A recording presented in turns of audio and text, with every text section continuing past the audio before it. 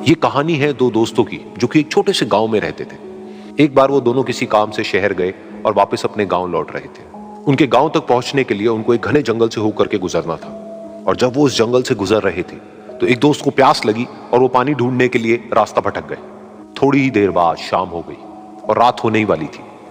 तो उन दोनों की नजर एक गुफा पे पड़ी जो कि पेड़ों से घिरी हुई थी चारों तरफ से। तो उन्होंने सोचा कि यही जगह ठीक है रात बिताने के लिए।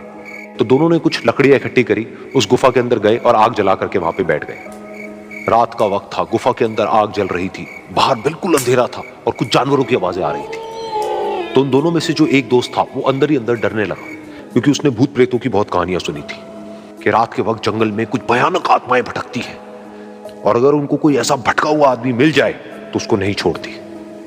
तो जब उसने भूत प्रेतों की बात अपने दोस्त से करी तो उसके दोस्त ने हंसते हुए उससे पूछा, क्या कभी तूने किसी भूत को देखा है? तो उसने कहा, नहीं मैंने तो नहीं देखा, लेकिन मेरे कुछ जान पहचान के लोग हैं जिन्होंने देखा है।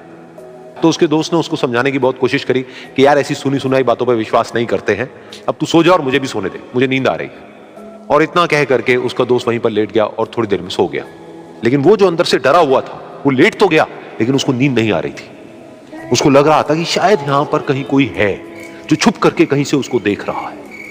उस आग की वजह से कुछ परछाइयां बन रही थी वहां पर पत्थरों पर, तो उन परछाइयों को देख करके भी वो डर रहा था। फिर कुछ घंटे तक ऐसे ही चलता रहा। फिर उसके बाद में क्योंकि वो थका हुआ था तो उसको नींद आ गई। लेकिन नींद आने के कुछ देर बाद ही उसको एक सपना आया।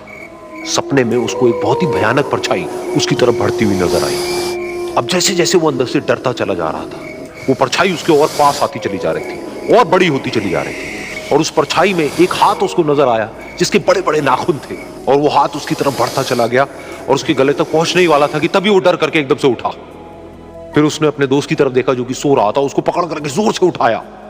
फिर उसने अपने दोस्त को बताया कि उसके साथ में क्या हुआ। तो उसका दोस्त फिर हंसने लगा। फिर उसके दोस्त ने उसको कहा, अब अगर दोबारा से तुझे वो परछाई दिखे तो तू वही कहियो जो मैं तुझे कह रहा हूं कहने के लिए, फिर देखते हैं वो परछाई तेरा क्या करती है। तुझे अपने अंदर ही अंदर बोलना है, मैं तुझसे नहीं डरता, सामने आ। तो उसके दोस्त ने वैसा ही किया। थोड़ी देर बाद दोबारा से उसको सपने में वही परछाई नजर आई और वो परछाई धीरे धीरे उसकी तरफ बढ़ने लगी। लेकिन इस बार वो उस परछाई से डरा नहीं, बल्कि अपनी पूरी हिम्मत जुटा करके उसने वही कहा, मैं तुझसे नहीं डरता, सामने आ। मैं तुझसे नहीं डरता, सामने आ। मैं तुझसे नहीं डरता, सामने आ। जैसे जैसे वो ये बोलने लगा वो परछाई छोटी होने लगी और उससे दूर होने लगी। वो बोलता रहा, वो परछाई छोटी होती रही और धीरे धीरे वो परछाई दिखनी बंद हो गई।